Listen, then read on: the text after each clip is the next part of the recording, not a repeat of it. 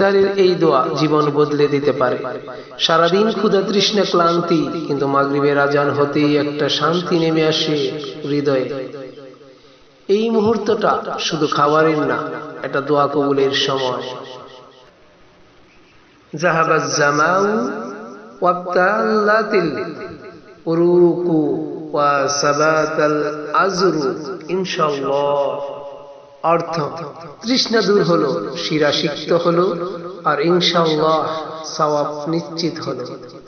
ভাবুন তো, একটা দোয়া, আর আল্লাহ আপনার পুরো দিনের কষ্টকে কবুল করে নিলেন। আজ ইফতারের সময় শুধু খেজুর মুখে দিবেন না, এই দোয়াটা পড়বেন, হয়তো এটাই হবে আপনার নাজাতের উসিলা।